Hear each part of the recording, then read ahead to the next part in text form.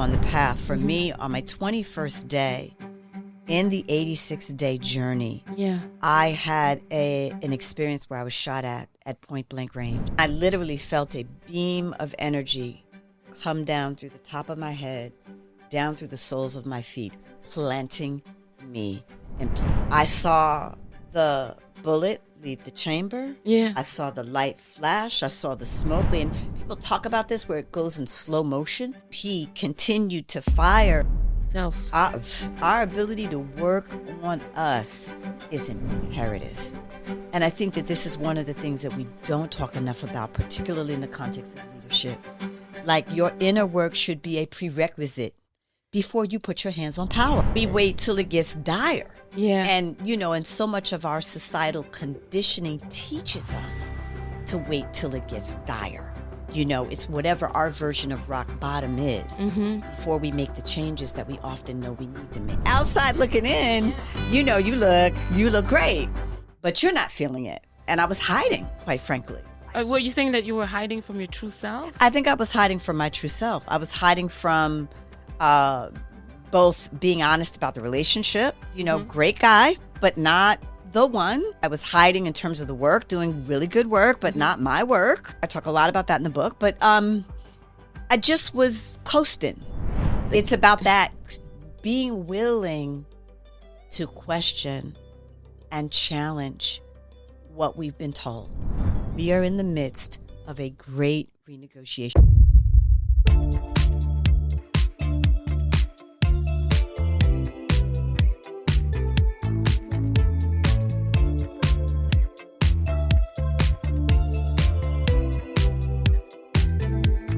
Welcome to Driving Impact.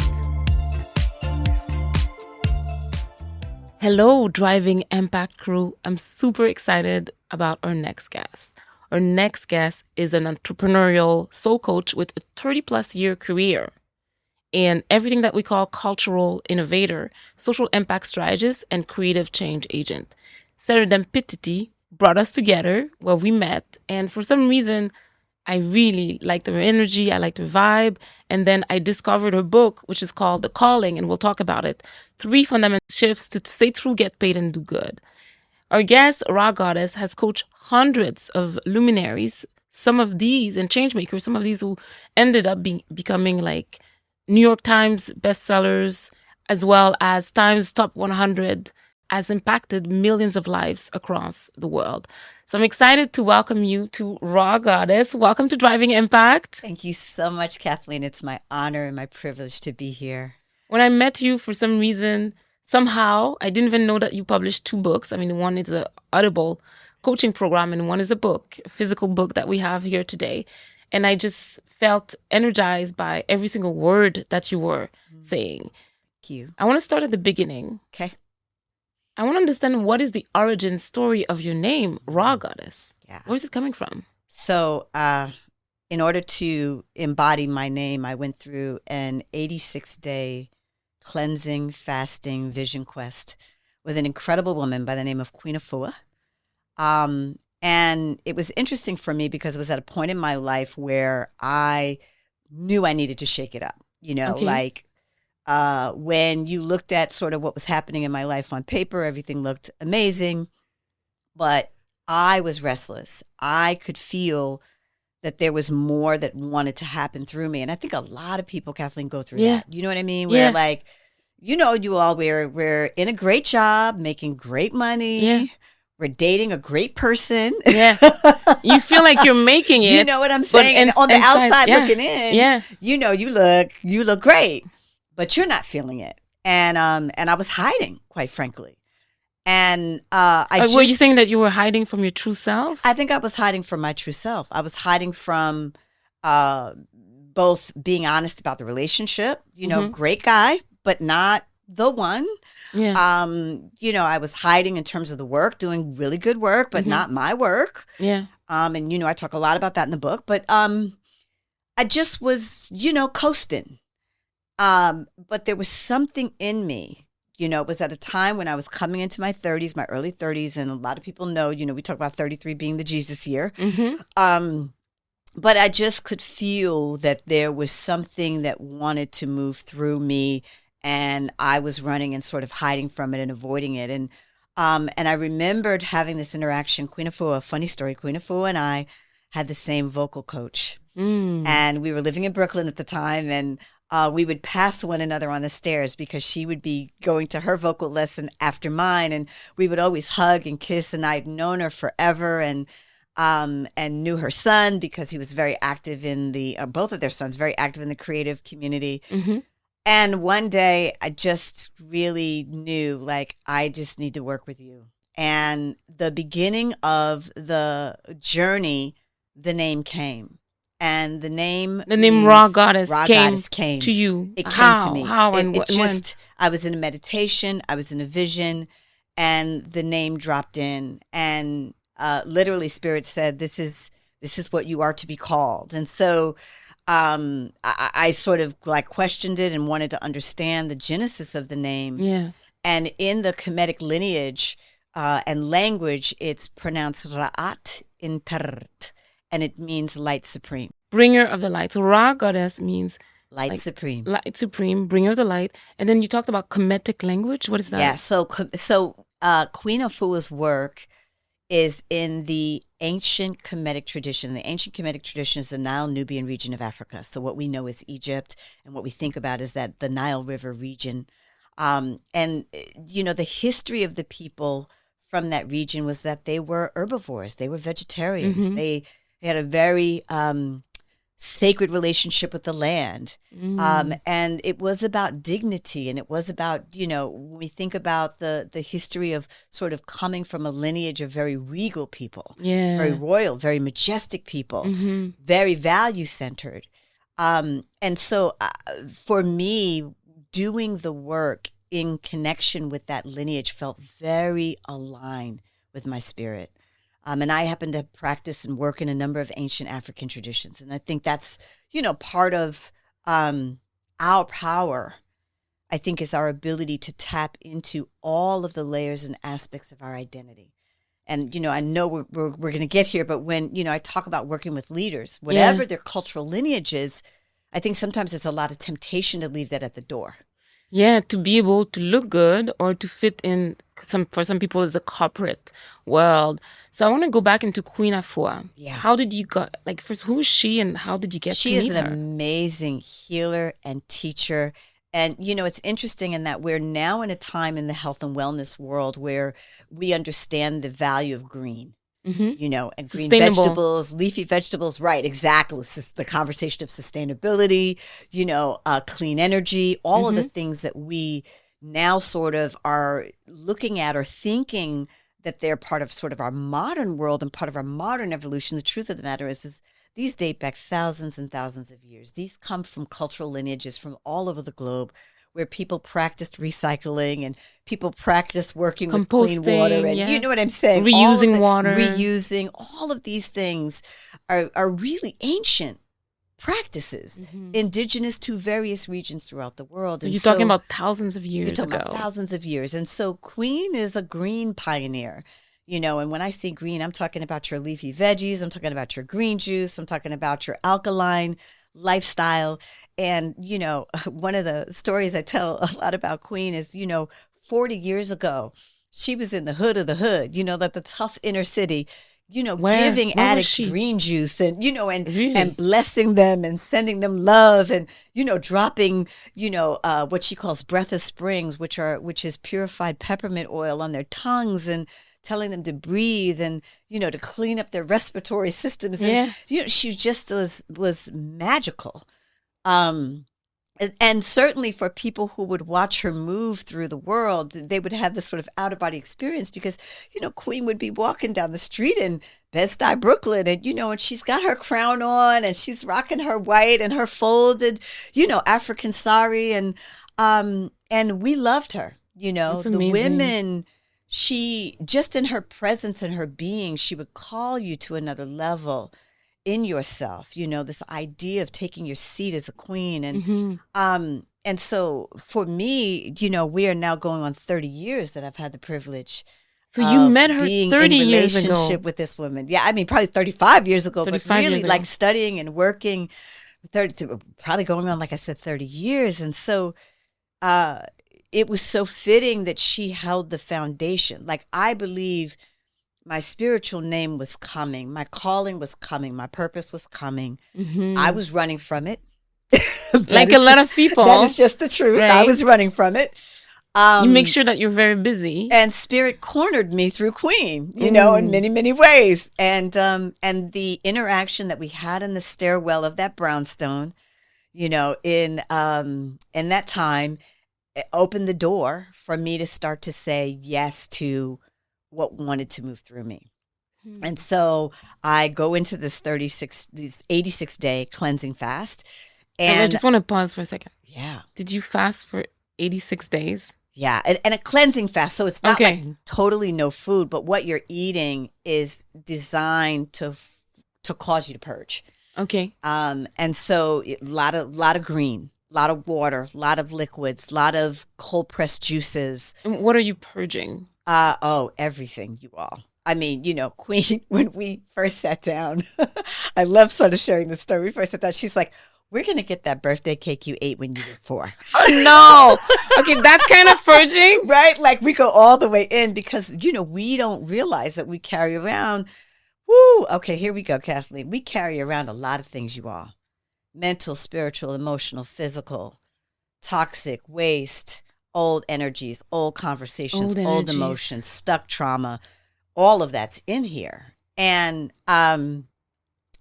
when we commit to really living a vibrant life, when we commit to really living a sustainable life, when we commit to living a life that really is aligned with our greatest truth, that stuff's got to go. Yeah. And it means that we create practices, we create regimens, we create new habits that enable us to consistently purge and cleanse and clear our energy so that we can be really present and in our full capacity to be who to you're make meant whatever to, contribution. Yeah. Whatever contribution we're here to make, whether that's, you know, with our families, whether that's in our professional worlds and the ways in which we're being called, whether that's in our communities and all of the other ways, our spiritual institutions. So in order to be our best self, our ability to work on us is imperative. And I think that this is one of the things that we don't talk enough about, particularly in the context of leadership. Like, your inner work should be a prerequisite before you put your hands on power. I'm going to tell you something, Rha. I'm in the corporate world. I spent most of my career there. I was also an entrepreneur before. But I think what's interesting is that, like, some of the concepts that we're going to talk about today sometimes goes into more spirituality. And then when you say spirituality, that's when people tend to run away and people get scared. But before we go there, I want to go back to, you were purging for 86 days, cleansing your whole life, physically, spiritually, your ancestors, and also any things that you've eaten, your body, your soul, etc., your beliefs. I want to talk about where did you do that purge? And then what came out of these 86 days? And I want to understand also, were you in isolation or? Yeah, so I wasn't fully in isolation, but I will tell you that the more that I went deeper into that process, the more I craved being by myself. I craved being still. I craved being quiet. And I learned the power of quiet, which is something that I talk about and teach about all the time. You know, often people ask me, well, how do you find your purpose? Or how do you find your calling? Or how do you make these big life decisions that often we're faced with every day? You gotta have the ability to get still. You have the ability to get quiet. You have the ability to learn how to listen to your inner wisdom, your higher wisdom, whether we call that God, whether we call that the universe, whether we call that source or creation or your love, inner voice, whatever we want to call it. That part of us that really speaks to the core of who we are and speaks to the core of what it is that we're here to do and has our highest interests at heart. To your own interests, not any corporation you work for, right? Or your family or your partner. But what is good for your spirit? What is aligned with your soul? What is aligned with who you are, who you really are, Mm-hmm. beyond all the labels and the accolades and the roles and the accomplishments, and what it is that you're here to do, what it is that you're here to bring. Now, we bring what we bring through all kinds of vehicles. So many of the leaders we work with are in corporations, doing phenomenal work, right?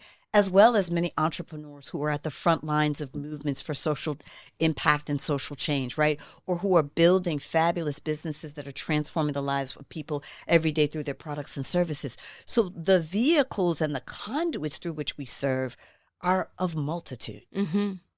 But the truth, the way we show up in those vehicles, what we carry, what we offer, what we bring, that requires space to get clear on.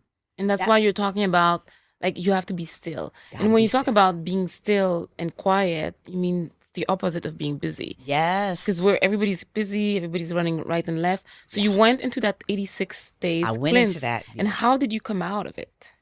I came out of it so clear about my life. And, when we talk about sort of pivotal moments that put you on the path, for me, on my 21st day, in the 86-day journey, I had an experience where I was shot at point blank range. I was living in Bed-Stuy, Brooklyn at the time. I was coming home in the late evening. That happened in real life. That happened in real life. Okay. No. So you're coming from your workshop. I was coming from work. Okay. I was at a client, and at the time I was doing consulting work, and I was coming home. And I, kind of had my little date, as you all know, is 1998. I had my Walkman on. I was listening to my tunes, and I had just stopped by the health food store, and I was going to have some miso soup. Like, I had a whole kind of plan, and I lived in a community in Bed-Stuy, Brooklyn, where many of us were either the children or the grandchildren of the original residents. So it was a real community vibe. People looked out for one another. People knew each other. Who our neighbors were. Absolutely.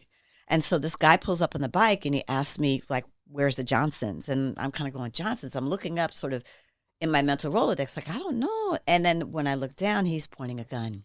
What did he want? My purse. He wanted to rob me. Okay, so it was a question to be able to get your purse. What did you do at that moment? Catch me off guard.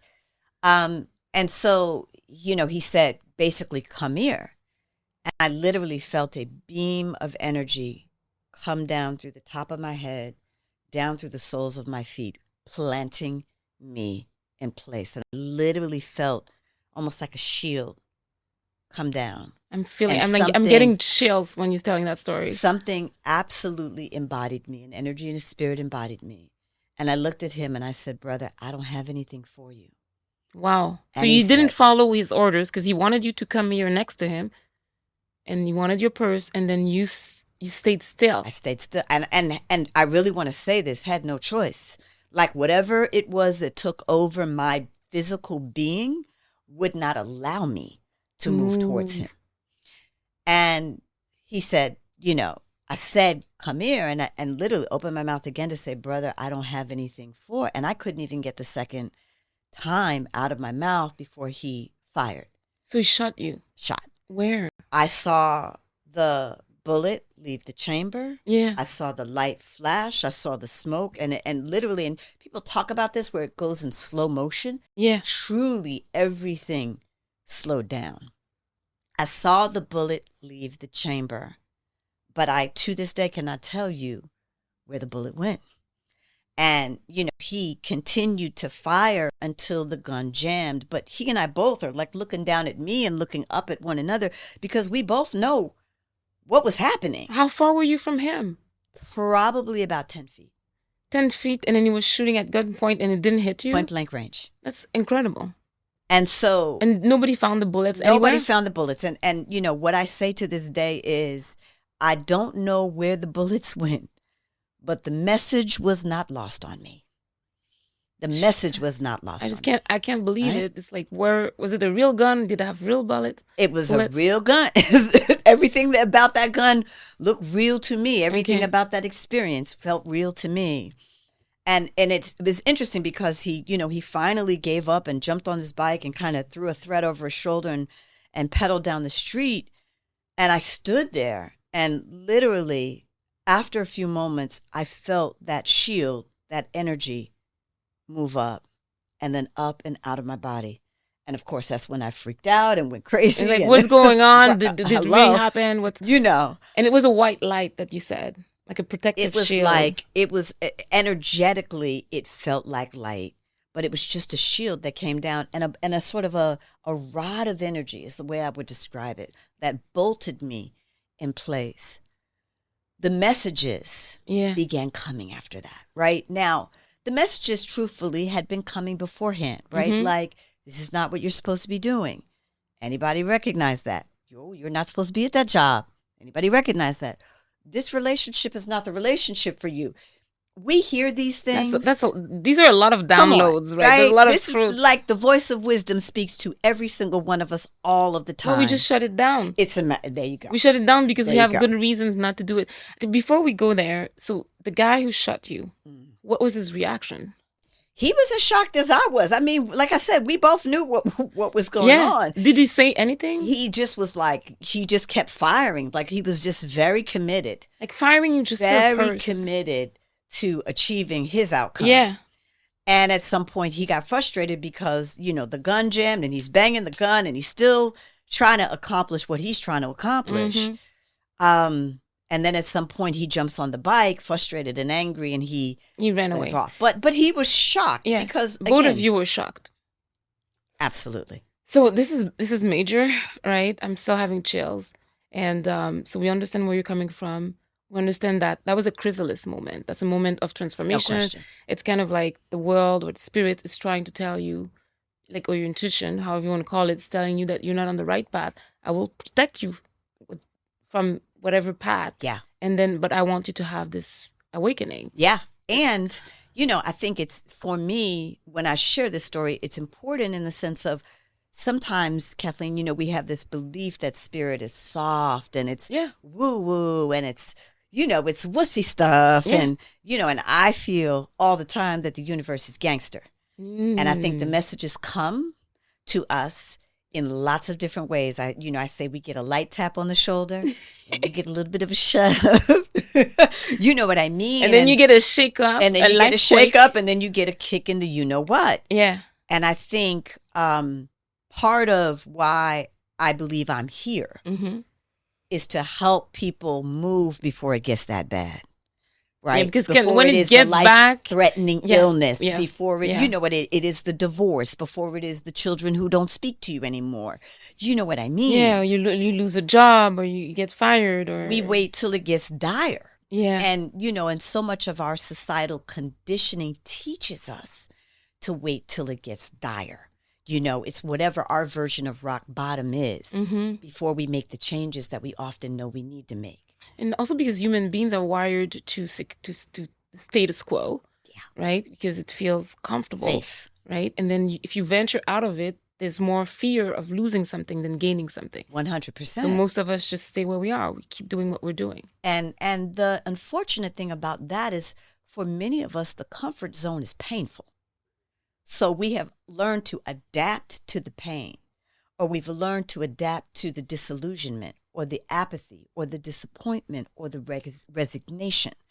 And that's where we're living. Mm-hmm. And the truth be told is we're not really living. We're just existing. And we're living somebody else's life, or even any social construct that we believe is where we should be. Yeah. Yeah. And there's a lot of pressure to conform to those constructs. So that anytime, and this was my issue, right? Because it wasn't that spirit hadn't been talking to me before the gunshot. Spirit was all up in my business. And I was like, thank you for sharing. But I'm going to do this over here. It's like, you're calling me, but I'm just going to turn up. I'm going to hang up on you. Bye. I don't understand what you're talking about, right? All of this soul work and all of this moving people to liberate. I'm like, I don't know what that is, God. I'm a consultant. People pay me checks, in my name to do that over there. So until you sort all of that out and it can help that make sense for me, I'm over here, and coming out of that experience. And I do want to say, I guess, again, shout out to Queen. I feel like I was being readied. So in other words, that 21-day fast, that cleansing, that high vibration energy, that call to be in or begin to find what is real alignment with my own sacred truth, I think was part of what enabled me to survive that experience. Yeah, to find your purpose. And I want to make sure, because I read your book with a lot of fashion. It's like I bookmarked. I'm going to grab it here. I bookmarked a lot of pages because this is like pure gold. It's incredible. I didn't know what it was up for, but I feel like it was a spiritual like awakening for me even reading this book. And for our audience, I'm going to name the book. It's The Calling: 3 Fundamental Shifts to Stay True, Get Paid, and Do Good. And I feel like we're in the staying true because Rha, you were going through a corporate path where we had a good relationship. You felt very comfortable. And then life forced you to face the music and to go into somewhere else. In your book, you talk about the story of your father. Like, can you tell us more? Like, thank you for sharing your own story. What is the story of your father? Yeah. And how did that impact you? I mean, my father was everything to me. You know, born in the 1920s, he and my mother survived 2 decades of Jim Crow segregation in this country. Which is hard. Which is hard, right? To raise 4 rambunctious children, I being the youngest. Wow. So I often, sort of describe myself as a change of life baby born into the intersection of civil rights and hip hop, which is kind of the era within which they raised me. Mm-hmm. But he was a hardworking man, and he was really passionate about the founding principles of this nation, which is interesting because as a Black man, mm-hmm. Our relationship, and I will say as Black people, often our relationship with the United States of America is tenuous at best. Yeah, it's very, and we can look at many global regions where we have a history of chattel slavery, or we have a history of some form of indentured servitude, where we have come from a place of not being seen as equal or not being respected, to having to really sort of fight for that equality. The relationship to this day, the relationship is tenuous, yes. Right? But my father believed in the founding principles. And it was sort of regardless of the fact of who was at the table, that the document, the articulation of the vision mm-hmm. was real. This idea of life, liberty, and the pursuit of happiness. And he wanted it. So he believed in the fundamentals of this country, the United States of America. And then he was growing up or like trying to figure it out in the Jim Crow era, which was plagued with a lot of civil rights movements, challenges for equality and fights. Right. And it was part of his greatest heartbreak. Yeah. Because he would read this inspiring doctrine, but his reality, his day-to-day existence did not mirror that. It was the opposite of that. Right, exactly. He didn't have any civil rights. The exact opposite of that. And so he grappled, very much grappled. And so, again, sort of being a lover, my father was an avid reader. He was a historian. He was an attorney, a litigator. Mm-hmm. He worked for legal aid for $12 a day in the 1970s, trying cases for people who just couldn't afford, good legal support or advice and counsel. And our home would be filled with his clients. People who were struggling and needed to be and the stories, a voice. Yeah. Who needed fair representation. Needed fair representation. And here you are, the youngest of 4, helping people break through and finding their calling. So, which I think is his unfinished business. I think about that phrase in the Bible, I am about my Father's business. And so for me, the dedication in the book is that I feel that I'm here to carry the lineage of what was at the core of what he was doing. So, no, I'm not an attorney, but my work is rooted in liberation. My work is rooted in equality. My work is rooted in self-love and racial justice as well. And and justice and equity. And so, and I want to say, because I think, Kathleen, so much of what even we're grappling with right now on the front lines of what we know to be diversity, equity, and inclusion is a small fraction of what I think the true vision is, which is really that all people get to be their best, that all people get to thrive, and that this is not a zero-sum game, context. That some people are going to win, some people are going to lose. You understand, right? And I think at a fundamental level, because of so much of old paradigm power has ingrained in us this belief that there is not enough, we are forced to make choices that I think contradict the nature of our souls. And we can give some examples of that, right? So let's say there's 400 years of slavery, and then you're the last generation. Like I'm the most recent generation, then my son, and then I could go and do a lot of millions of things. But like you talked about the lineage that we want to be able to be the one. For example, for me, I'm the highest earner in my family. I'm the first to graduate from a master's degree, and I left Canada to be in the U.S. And now I worked at Google, LinkedIn, Deloitte, Yahoo, just name all the companies in corporate. And if like somebody like me, and there's millions of people like me, and you're like, oh, what do I do and go do something super random, or I keep doing what I'm doing? And the choices and the paradigm is like, after 400 years of slavery, my parents leaving Haiti to go to Montreal, where I'm from, but we're all in Los Angeles right now. It's like, what am I going to do, knowing that I'm carrying not just my parents and my grandparents, but their parents and their grandparents. So we have this whole lineage. It's like, I need to keep making money. Yeah, the expectations. Let's talk about that. Because I think many of us carry that. Mm-hmm. And then, when we talk specifically about Black women or women of color, we talk about immigrant, right, women whose families sacrificed in ways we can't even imagine. I can't imagine what my parents did to raise us. The sense of obligation we feel to be pragmatic, because that's really what we're talking about, right? Yeah. Like, and I'm with you. For many, many years, I mean, I wouldn't let go of my consultant gig because I thought about whose shoulders I was standing on. Mm-hmm. And I had a responsibility to be successful, right? You even had the choice. Right? Some of our parents didn't have the opportunities that are extended to us. Yeah. And then they didn't have the choice sometimes. And now here you are doing like your father's work, coming out of it. And then I want to talk a bit more about your book, The Calling. For people, what is a calling and how does one find it? It is the thing that you cannot run from, because we all have it. It is the thing that we are called to be, and it is in service to the contribution that we are being called to make. So I describe it in the context of Dharma. And a lot of the way that we think about Dharma is we think about Dharma as our sacred path or duty or obligation or our destiny.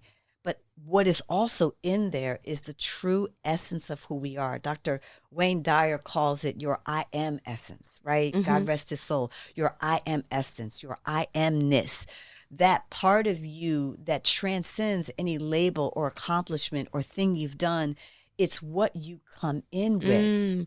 Can you give us, like, first, where is Dharma coming from, the concept of it? So in the Hindu lineage, in the Sikh lineage, it is a term that's used to describe or discuss sort of the path or the way, right? It's also, if you think about it in the context of Lao Tzu and sort of the world of East Asia, it's known as the Tao, right? So it's this whole idea of the path or the way in which we are being invited or called to move in the world, or called to be in the world. And for me, when I began to study that term or that concept or that idea, that aspect of your true self, for me, I felt wasn't prominent enough in sort of our mainstream understanding of the concept. And so what it all begins with is our ability to come into alignment with our true selves. And we hear that term all the time, right? Yeah. But for so many of us, we're like, what does that mean? Yeah. And where is it?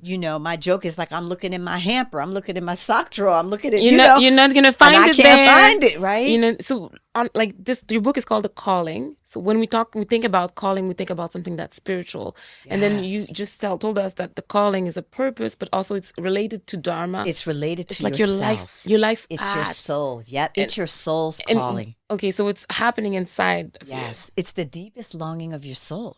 And the way that we find it, is that it's always about what we feel passionate about. It's always about what we feel drawn to.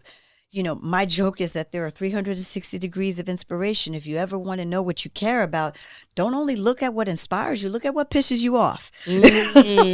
Right? Because anytime we touch our anger or our discomfort or our upset, we're bumping up against a value.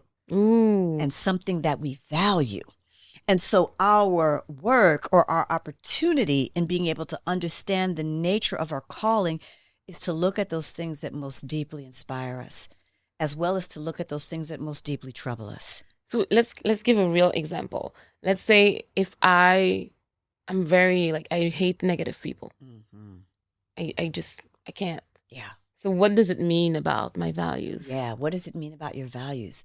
For those of us who really have a high sense, and I want to speak this because I don't think we talk about this enough, a heightened sensitivity to negativity. Yes. It often means that our context and what we're being called to offer and bring is kindness, compassion, and love. Right? That there's something about the nature of kindness, or there's something about the nature of honoring others that feels integral to what we value and believe is important. So if I'm sensitive to negative people and I feel it a lot, so what you're saying is that I should bring more kindness to this person? Yeah. There's an opportunity, exactly, that your invitation, it's like when we get upset about what's missing, it's often in the recognition that whatever is missing is ours to bring. Aha. I think I love that because it feels like leadership.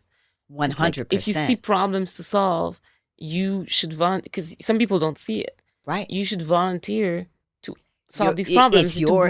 It bothers you because it's the void that you're being invited to fill. Yeah. Now, what I will say about this, right? Because sometimes that call is super mom, I used to say, right? Or love to say, or super mogul. Or sometimes it's a combination of both, right? So again, the vehicle, the way, the strategy for how it comes to life. But this idea of recognizing that often what we are most agitated about, and that's the key thing, because sometimes there are things that are missing in an environment and we're like, well, that's missing. Wow, that's too bad. We're just going to tell our boss That's to go salt. fix it. Or You know our what I'm boss saying? should go fix it, Right? right? Or somebody else should go do it. But when we feel agitated about it, when we can't sleep, or we can't stop talking about it or focusing on it, then that's something in there that's got your name on it. So then it's yours to go solve. It's your opportunity to start to look at. And when I find those moments for myself, and this is, again, consistent with my own practice, but I ask, okay, what am I to do here? What am I being asked to do here? What am I being called to do? The thing that I will also say is many of us, our instincts, our urges, the things that guide us, like sometimes we'll be sitting on the couch and might be like, call your mother. You have no idea why, but you're being urged to call, or you're being urged to go to the door, or you're being urged to send an email or to have a conversation or to reach out to someone, right? I think about the serendipity of you and I meeting, yeah. right? This conversation. I felt the urge of interviewing you and getting to know you. I felt the urge to come, right? Yeah. It was just, it was a new group, a new environment, a new community. And I just felt the urge to be there. Yeah.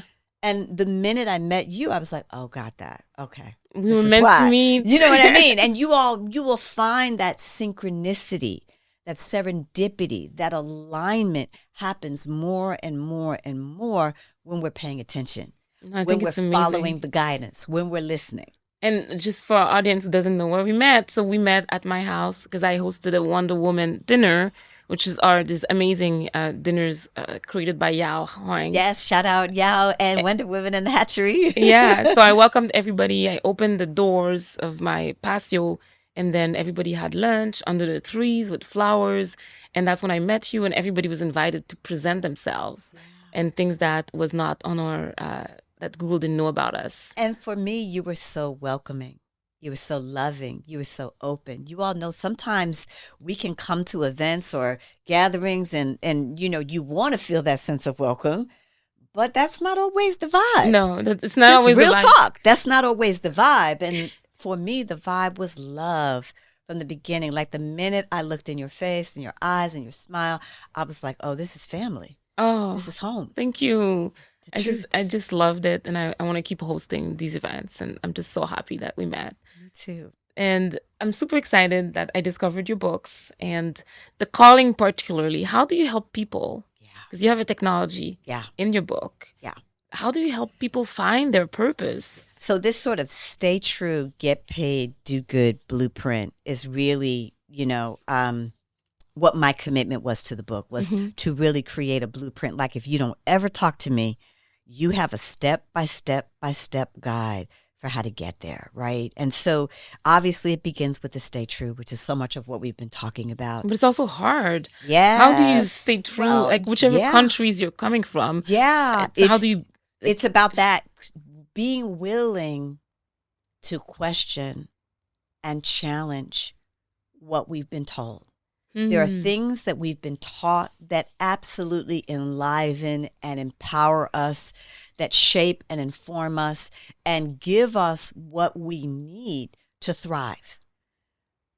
At the same time, there are things that we have been taught or things that we have experienced that have challenged us in ways that have limited our ability to be our full selves, or limited our ability to be in our full capacities, or most importantly, Kathleen, limited our ability to love ourselves. Self-love. And accept ourselves. That's super important. Because what I'm hearing ourselves. Yeah, what I'm hearing from you is like we all have limiting beliefs. And when you find your purpose, then you can overcome these limiting beliefs. And I think it's a hand in hand, meaning ideally your calling gives you the incentive. That's how I think about it, so right? It motivates you to go after what you want. 100%. If I'm moving towards a vision, I got more motivation, right? So it's kind of like if I think about this even in the context of health and well-being, if I'm thinking about that gorgeous gold lame dress I'm trying to get into, I got a lot more incentive to eat that celery. Come on, y'all. You look amazing, by the way. It's just like the random, eat celery, right? And so I just want to say that we are motivated and inspired. And this is the nature of our soul. Our soul is born to aspire. That's what our soul does. At the very core and the center of our being, our soul aspires in the name of supporting our becoming, our full selves, our becoming our most powerful selves. So becoming your most powerful self, which is in alignment with, or which is your calling, and which is your purpose in life. Yeah. So now I have so many questions about that.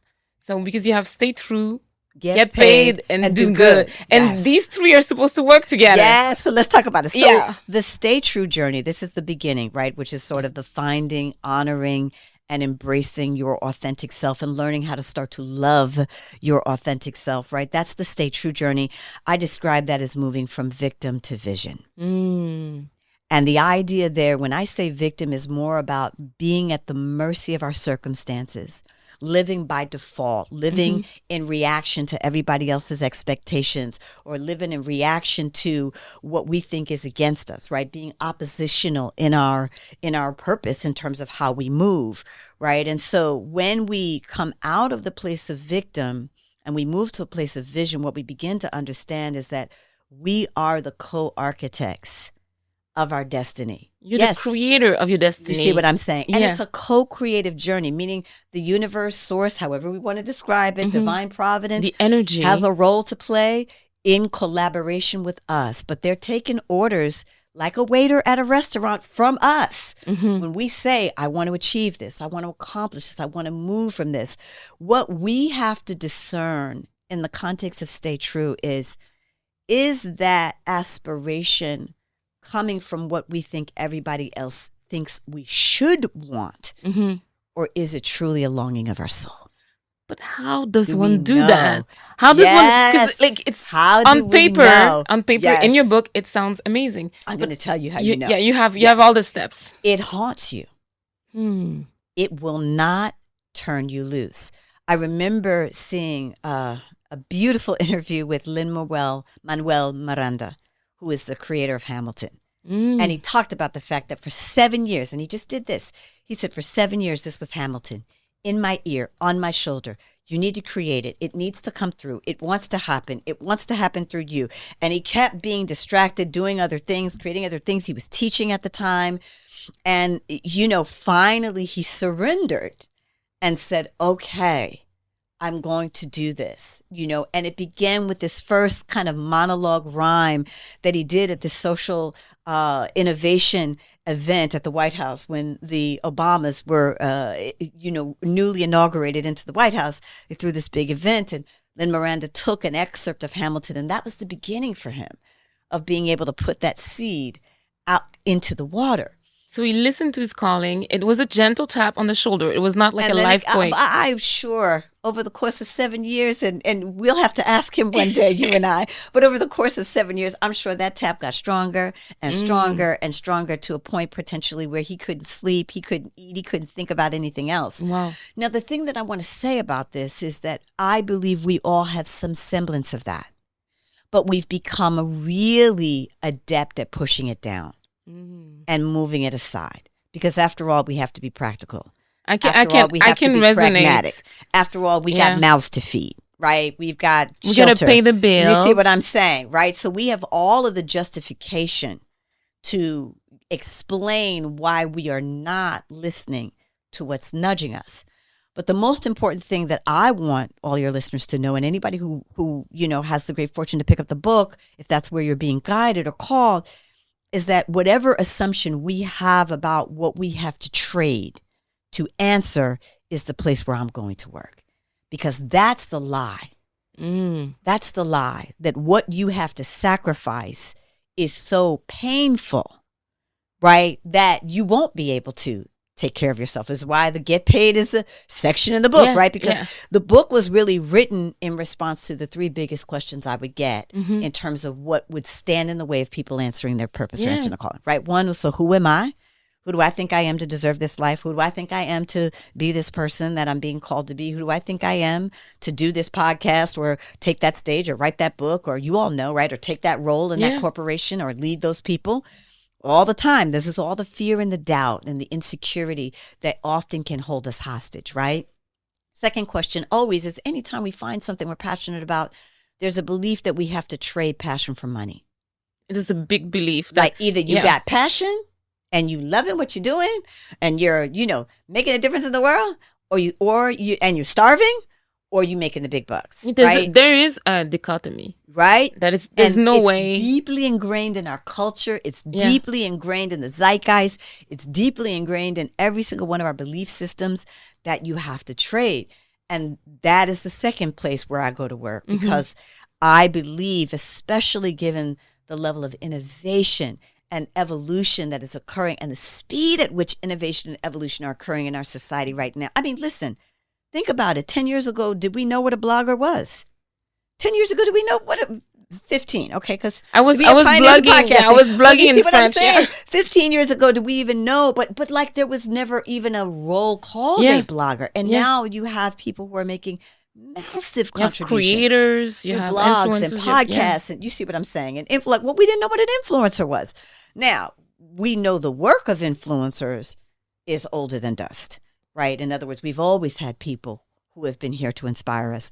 We've always had people who've been here to guide us. But there's something about the democratization of technology and the way in which it's now allowed people to have the tools to answer their calling and their purpose more readily and more easily, which are things that we all should be celebrating. Because the truth of the matter is, I think that so much of what we're in is the age of the citizen. I talk about this in the book. We're in the age of the citizen, which is all about, what are you here to do?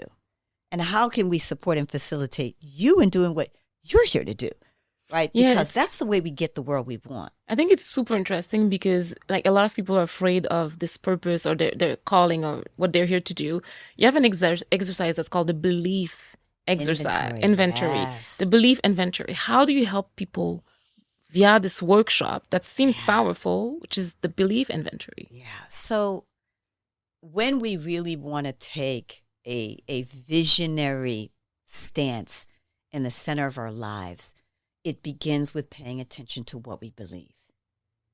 Very successful people, right? And I'm talking about true success, whole success, right? I'm not sort of talking about Pyrrhic success, right? Shout not out just Nick money, Nichols, right? I'm talking about whole success, right? Where you are whole in your mind, your body, your spirit. You have relationships that are healthy. You are doing things that you love, right? The much bigger function than just the acquisition of the material, right? Though that may be in there. Because a lot of people are very rich, but very depressed, sad. Not happy, not fulfilled. Yeah. Right? But I'm talking about true success, which is really happiness, joy, and fulfillment, and a sense of real contentment and peace with who you are and what your life is about, right? That, right, is really a function of alignment. It's a function of alignment. It's a function of really recognizing what your values are, really paying attention to that unique combination of talents and gifts, those things that you bring that really make a difference. Often I say to people, they don't know, well, what do I bring, or what makes me different, or what makes me interesting. I say to them, ask the people in your life, like, what are the things that people are always coming to you for? Yeah. Right? And it may not be your job. Right? Maybe something totally different. You see what I'm saying? Yeah. It may be, but anytime you're in a job environment, people are coming to you for it, or in your family or in your community, you are the one whose door people knock on. Those are all clues to what your purpose and your calling are, right? The get paid part of the journey, right? So that's the stay true, victim to vision. But the get paid part really comes into play when you are willing to move from scarcity to abundance. And so again, we look at what you believe. We have to come back because everything, I started to say, right, successful people pay very close attention to what they believe. And it isn't just like, oh, I believe this, I'm always going to believe this. There are certain things for us that will be the case. But there are other things where we are constantly updating the file. It's kind of like if you think about your operating system on your computer or your phone, we need to update the file from time to time. You refresh your beliefs. Refresh your beliefs. So you do this belief exercise, inventory. Belief inventory. And then in Get Paid, you have multiple steps. One of the steps is forgiving the constraints of your financial past. Yeah.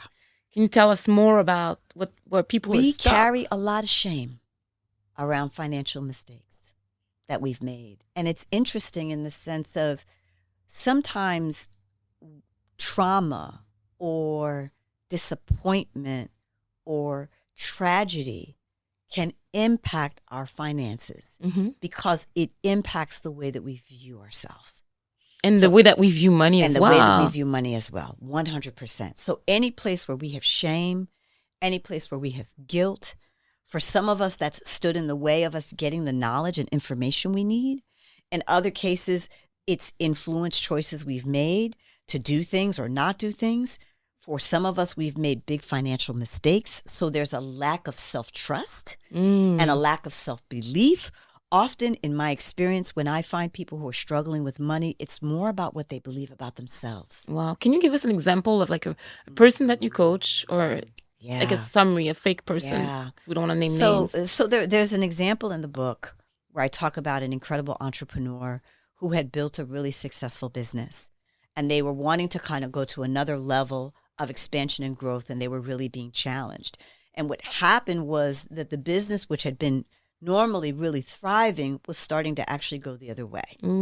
And we all reach these points, you all, in our life and in our work where we continue to do the things that were winning for us in the beginning. All of a sudden we hit a plateau. And those things that we're doing are not winning anymore. Yeah. And in this particular case, she came in to work with me. And as we began to explore and talk a little bit more, we discovered that she had hired someone on her team who had become very antagonistic toward her. So somebody was toxic, bringing some negativity in the culture. And she was tolerating. Because the culture is what you allow, not what you create on a beautiful slide. She was tolerating and had a lot of justifications for why, right? Because, and we experience this, as we know, in corporations with our corporate leaders a lot as well. You know, shout out Deepa Parshothamam, my sister, and information in our work with Power Redefined. We talk about the toxic rock star, right? The great performer who puts the sales numbers on the board, but wreaks havoc every place else. Yeah, the person who gossips, bring a lot of negative energy, was always backstabbing and chatting. Doesn't know how to inspire people, doesn't know how to work in collaboration with others, right? Yeah. All those things. And so the challenge there was recognizing that she had a lot of shame and anger and hurt around the experience of working with this person. And of course, the person she was most angry with was herself, right? Because she had somehow allowed herself to wind up in this situation. And so we began to talk about what would it take to shift the conversation before we fired the person, Because if we didn't deal with the core conversation or the core belief, she would just replace that person. Yeah, you replace and then the same cycle and the same behavior comes back. Because there's something on the person that was toxic, but there's also something on the leader or the founder of the company where they can't address. This is where the your belief toxic system, behavior. This is where your belief system comes in. And then you work with this person on the belief inventory to figure out where is it that you're allowing this and how is it that you can transform it. Yeah. Or how can you transform it? 100%. And so what she came to understand was that at a young age, she was responsible for her family and keeping the peace and making sure everybody got along and making sure that everything worked well.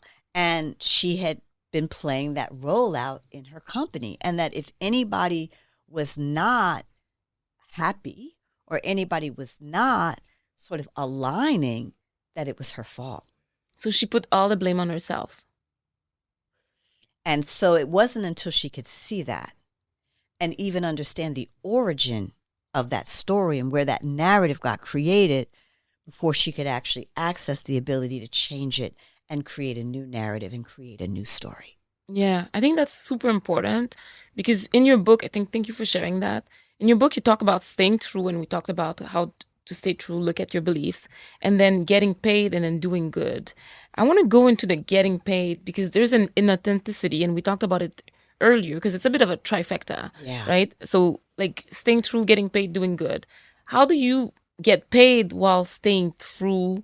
Like we talked about the constraints of your belief. We talked about like forgiving yourself and your financial past. Yeah. But what are the other ways to ensure that you get paid in a sustainable way that's good for you, good for the planet, aligns also with your purpose? Yeah. So the big thing, again, that we've got to heal is this belief that we have to trade, that it isn't possible the to be our authentic selves and make great money. It isn't possible to do what we love and make great money. And we have a lot of narratives, right, in our mainstream society that tell us that it's not possible. Yeah. So when we come to this conversation of getting paid, one of the questions I ask in the work all the time when I work with leaders is, what is your money truth? So there's the, like, what you've inherited. And we do deep work around exploring what it is that you've inherited, right? Because all of us have inherited a series of messages and conversations about money, is what you said before, right? From our parents, from society, everywhere. From parents, from society, from mentors, from institutions that we frequented, right? For some of us, we've got deep spiritual beliefs that have a particular perception about money and the role of money that may be in the way of our ability to experience or feel our full sense of abundance and prosperity. So we look deeply at what we've inherited, but then we also look at, but what feels true? And this is a question that I encourage us, if you do nothing else in the conversation, just start to ask yourself that question. What feels true about money? What feels true about money? And what feels true about what I want to create when it comes to my money? What feels true about the way I want to earn my money? What feels true about the kind of people that I want to collaborate and work with, or the kind of people that I want to serve? And this is the place where we then start to see our values begin to emerge and what we value, right? And so, again, in our traditional sort of belief or conditioning, we're told, well, that doesn't matter. You just got to go get that check. You're going to work with people you hate. You're going to be in toxic environments. You're going to do things you don't want to do. You're going to have against your it's your okay spirit. To have PTSD. You understand? It's okay to have insomnia. Step over all of that. And it doesn't matter as long as you have a lot of money in your bank account. And hopefully you just don't spread it all on the houses and cars. And this leads me literally, Kathleen, to the second book, which is coming, is that I think we are done stepping over the elephant in the room.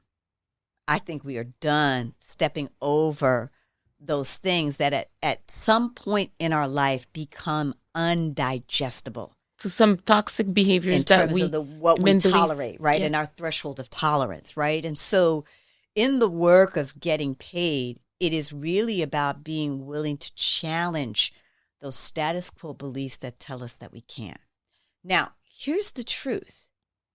We have lots of examples of people who have followed their vision, who have followed their calling. You have like who Deepak have made Chopra, incredible contributions, right? Ariana Huffington, Venus and Serena Williams, mm-hmm.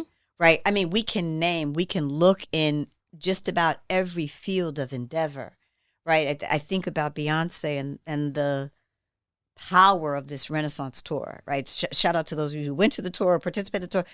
It's billions of dollars. Deeper in what was the art and the music was a commitment to family and safety and freedom and self-expression. And when you look at some of the great creators of our world, whether they're in, business or finance or investment or art or technology, they are dreamers at their core. And they're able to make the dream a reality. Because in your book, you talk about celebrating new ways of doing business. Yeah. And how does one celebrate those new ways that are not like struggling in a 9-to-9 or 9-to-5, however you want to call it, working with toxic people around you. How do you break to honor what's important? And sometimes it begins with very, very small steps. Speaking up at the coffee cooler. Like, okay, that wasn't cool. This doesn't align with me. It's not working for me. I'm not going to tolerate this behavior. Come on. Sometimes it's asking for support. I need your help. I have a big project, or I've just gotten a big role. I think, and this is a big one for us as women of color, and a big one specifically for us as Black women. Mm-hmm. We deserve to be supported. Yeah. We deserve to ask for support. Every great visionary leader, contributor to our modern and our ancient society did not do it alone. No, you need like shoulders to rely on. You need advisors, sponsors, mentors. Our ability to start to do business in a new way is our ability to begin to consider, what would it look like if more of the values I hold were present? And your company may not be the one to usher those in. You may be the one. Yeah, because in your book, you talked about monetizing with someone else's company, and then you talk about monetizing within your own company, being an entrepreneur versus being an entrepreneur. Yeah. And those are different paths, and people can follow different paths. Yeah. What's your advice for people who need to figure out, should I be an entrepreneur or should I be an entrepreneur? An entrepreneur. Yeah. I think for entrepreneurs, often you have a strong vision. Mm-hmm. You can feel it moving through you. There's something very specific that wants life, and it wants you shaping it from the very beginning, right? It's an idea, it's an innovation, it's a solution, and you can feel it, right? And you're a little bossy. Because you want your vision to happen. You don't necessarily want to work for somebody else. You really want to be calling the shots, right? Yeah. And so, the other thing I would say with entrepreneurs, and I do, by the way, give 13 criteria in the book, as you know. Yeah. Like that help you sort of identify, are you an entrepreneur? But here's the thing, even bigger than that, Kathleen, which is I believe that all of us need to be thinking entrepreneurially. Yeah, anywhere we are. Right, because we should launch initiatives that are going to drive impact. We're committed to contribution. Mm-hmm. Whether we're in a corporation, whether we're in a small business, whether we're in our own shop, every single one of us should be looking at our relationship to the mission. And we should be looking at what's the contribution that we're here to make to the mission. Yeah. Right? And that is across the board. And so when I talk about this idea as a leader, whether you're in an organization or whether you're running your own shop, you have an opportunity to bring your values. It's important. I think a lot of people don't feel permission, especially in larger organizations. Yeah. They're like, well, this seems to be what's accepted. Well, I need to play by the rules. Sometimes this you have to be the small. Leadership that's rewarded. Mm-hmm. Yeah, well, and I really do want to say to you all, and I know this is a provocative thing to say, we have more room than we think we do. So that's extremely, extremely powerful. In your book, when you start talking about doing good, you talked about conditioned victimhood. You talk about it's to monetize your true calling, so all that you are and do is in perfect alignment with who you want to be and what you want to see in the world. And in that section of doing good, you also talk about the 3 L's. which I think is super important and interesting. Because I'm going to read like this portion about sustainability, because driving impact is also about how can people drive impact in the world for climate, in AI, leadership, in their career. And I'm going to read that paragraph. In 2015, more than 190 world leaders gathered at the United Nations and committed to 17 Sustainable Development Goals, the SDGs, to help us all and extreme poverty, fight inequality and injustice, and also fix climate change by the year 2030, which is actually in 6 years. Yeah. They've wildly published these ambitious goals with the belief that each of us has a role to play if we're going to achieve the vision of a more prosperous, equitable, and sustainable world. And then you go on to say, now take a moment to revisit your articulated purpose from your 3 L's, right? Which is live, love, and lead. And then you talk about where does your purpose align with these goals?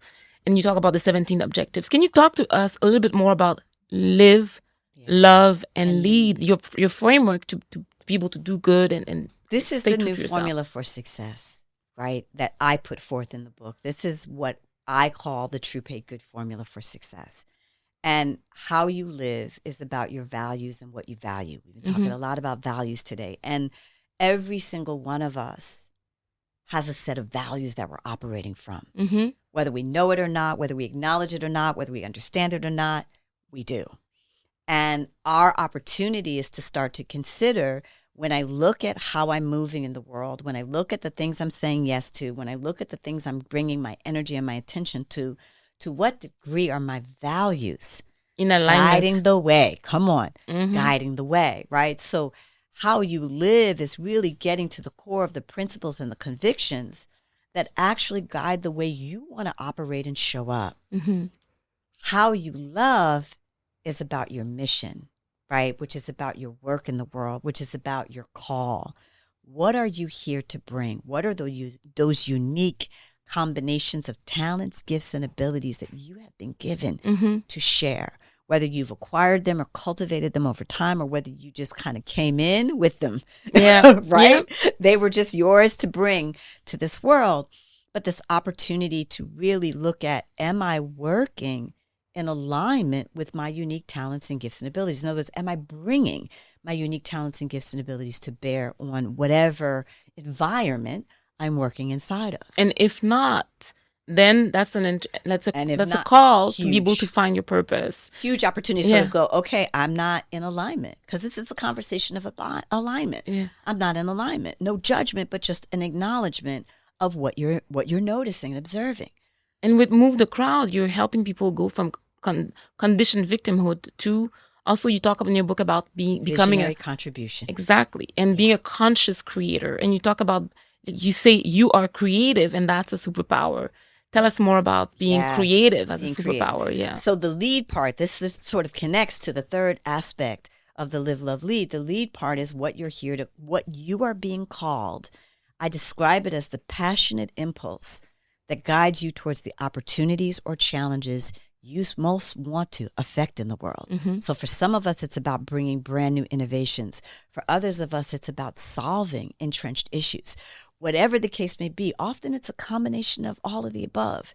But the idea is the passionate impulse, the thing that haunts you, the thing that won't leave you alone, that is yours. And so when we start to work with our conscious co-creative power, it's with the belief that we can make a difference, right? It takes me to this third question, like, so why did I write this sort of good, I said to you, the stay true was in response to who am I, that big question. The get paid part of the book was in response to how am I going to pay my rent? Literally, I give you a blueprint there.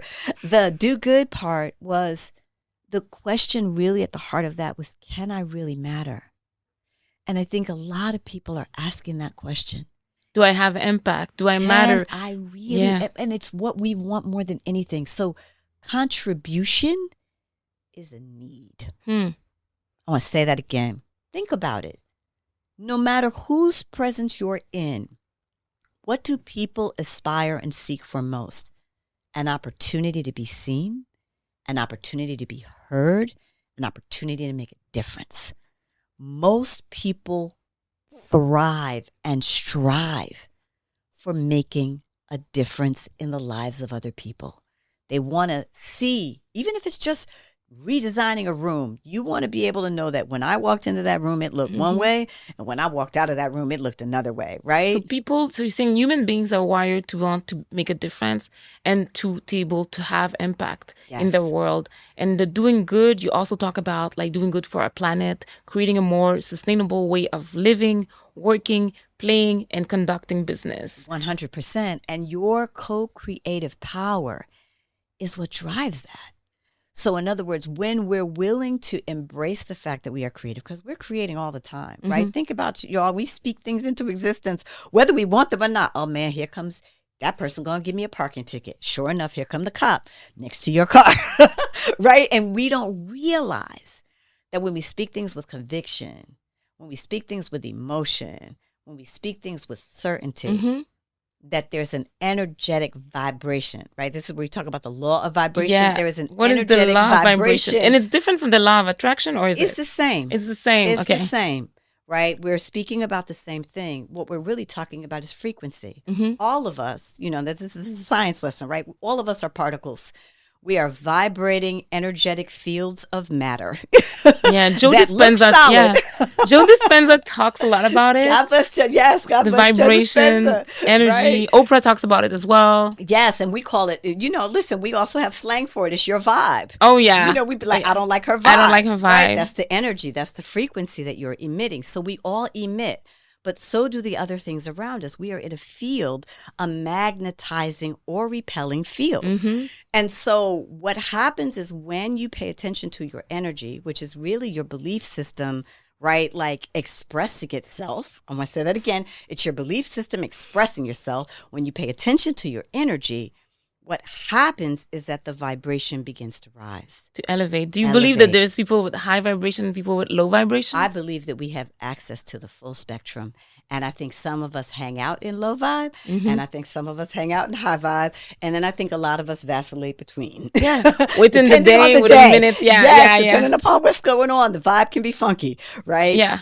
But what's important, especially when we think about doing good and making our difference in the world, is that when we allow the creative energy that is ours to move through us, when we bring our full intention to our passion and to our commitments, there's a way in which that magic begins to show up in our day-to-day world, right? So within, so without. So when we're doing our work, because this is also why I say the alignment with your work is important, because there's a difference between good work and your work, work that has your name on it.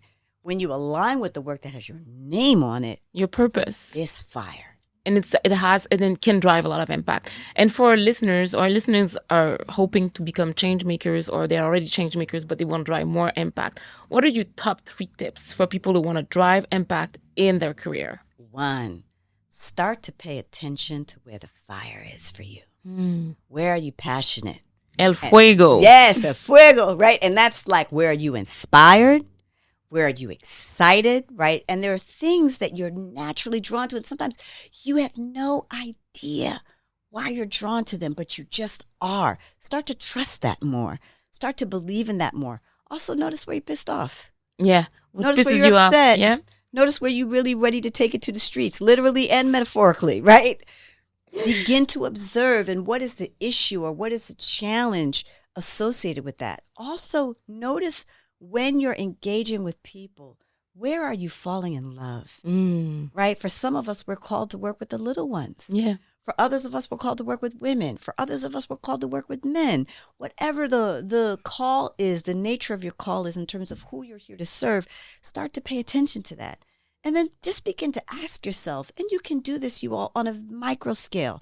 I'm going into this meeting right now at 9:00. What's the difference I want to make? Yeah. What is your purpose for this call? Boom. What's the outcome and the difference? Boom. What's the impact that you want to drive? That's amazing. Minute by minute. Those are amazing tips. Thank you so much. And for people specifically who want to drive impact in the climate, in the world, in racial equity, what would be your top 3 tips? Because you've been able to be an activist as well. The UN's sustainable goals provide an incredible framework to help us get clear about where the areas of impact reside.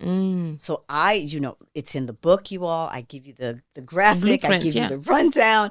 I also give you the different social impact strategies, the way some of us work on culture and shifting paradigm. Other of us feel called to shifting policy. Other of us feel called to frontline organizing. So you'll be able to discern what it is for you. But literally, you'll have a step-by-step blueprint to develop your own do-good strategy. But it starts with your passion. Mm-hmm. What's the change? What's the transformation? Who do you most want to serve? What are the talents and gifts that you really want to express and share and bring in service to that issue, in service to that community, that population, and then allowing that to start to take shape and form. The other thing that I want to say is it doesn't look any one way. I think traditionally we've had sort of an opinion about what activism looks like. Yeah.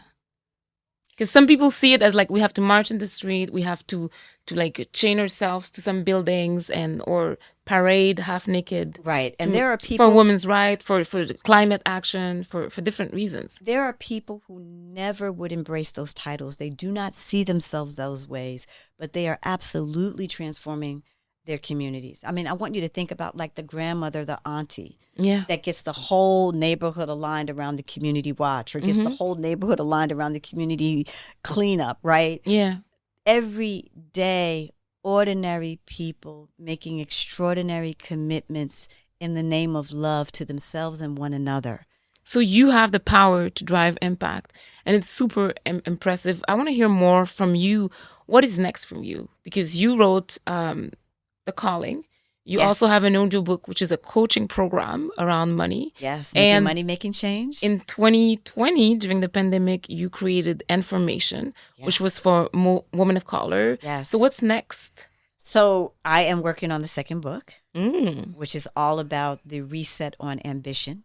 And the way in which I believe this new definition on ambition and success is emerging, specifically post the Great Resignation. Okay. So that book is coming. Shout out Wiley. That book is coming soon, my publishers. And also building on the work of Information, which worked with women of color leaders from all walks of lives. The work of that sort of community is now been elevated in the sense of the next step of that work is Born to Shine. And what is Born to Shine? High-level mastermind community for women of color leaders and entrepreneurs who are committed to this next era of courage, agency, authenticity, and contribution. So we've got innovations and ideas, and often we sit on them. Yeah. But we're in an era right now more than ever where our leadership, our ideas, or our innovations are needed in the world. And so the Born to Shine community gathers in various configurations and constellations, but mostly we do retreats, quarterly retreats. We go all over the world. And the intention is to create spaces where those ideas can be nurtured. It's amazing. So we're looking forward to your next book, which is Reset. It is, we don't know the name. The title, the working title, I actually won't say, but I will say that the core of it is about ambition. Okay. The core of it is about the way in which we want to reimagine our relationship to work in service to our highest contribution and in service to our most authentic selves. Oh, that's amazing. So Born to Shine is coming. There's also a book that's coming. In 2011, you started Move the Crowd, where you coached hundreds plus people who ended up being New York Times bestseller. Tell us more about the people that you've coached, because some people are very famous, and we'll have it on the website in your bio. And so are you still coaching people one-on-one? So we serve thousands and thousands of leaders every year with the different constellation and configurations of our programs. Some of the luminary leaders that you're talking about, we've had the privilege to work with people in various aspects of life and sectors of contribution. You know, people like Gabrielle Bernstein and the Spirit Junkie movement, Reshma Saujani, founder of Girls Who Code and Moms First, Amara Jones, who just this past year made the list for Time Magazine's 100 Wow, most influential. congratulations. Shout out Amara, founder of the Translash movement and the Translash media movement. and many Those other are big names. incredible people Wow. like that. And you know, what I will say is, whether those leaders are really well known or not as well known, what they all share in common is that they are living their lives. They are walking their paths. They are responding to their purpose and calling, and they're doing it in a way that is true, that is paid as good. They are whole people experiencing whole success. And that's really, for us, the biggest contribution to the work, is to be able to put more incredible people in the world who can really have that alignment and express that alignment. So are you saying that anybody can find their calling? Anyone? Do you think everybody has a calling? I do. Super mom, super mogul. Yeah. I do. Do you think it's going to take, how long does it take for someone to find their calling? Yeah, I think for some of us it comes at birth. We know, right? I think about a beautiful interview with Lady Gaga, where she talked about, you know, before she could even almost walk at 2 and 3, she was sort of reaching up to the piano and putting her finger on the keys. Like she was attracted to the piano, that it was what it was for her. Other people, they can be 75 and find it. You know what I mean? If I think about one of the oldest bodybuilders, I cannot remember her name. I just saw a beautiful spread of her in a wellness magazine. She's like 81. She started working out at like 68 or something. Right. Wow. And so it's like, and now she's like one of the top wellness fitness experts. You can start working out now. It's never too late. And that's the thing I really want all of us to know. And at the same time, now is the time.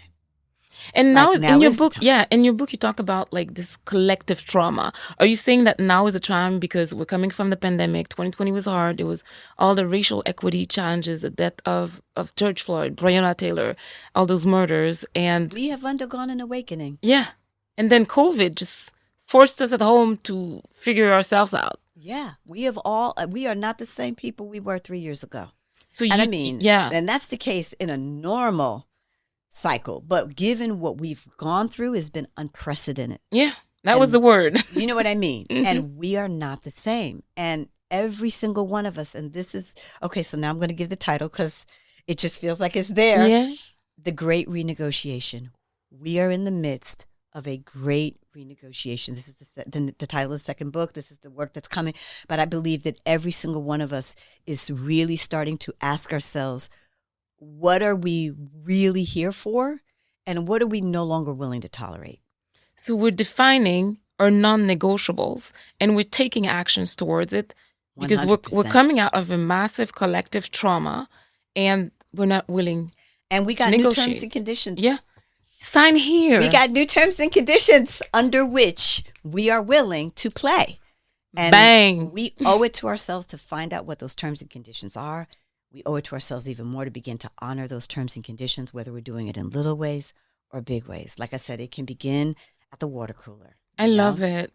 It's like the fine prints at the bottom of the ad are going to be blown up and it's going to be on the screen and it's 100%. We're not negotiating. No, it's going to be out in the world, just like COVID brought up all the dirt. And we're going to come to the table in our full power. And we're going to invite those who are negotiating with us to come in their full power. And I think one of the biggest things, one of the questions somebody recently asked me in connection to this new book, they said, what do you think is going to be the future of work? I said, if I have anything to do with it, it is going to be the transformation of the us and them paradigm.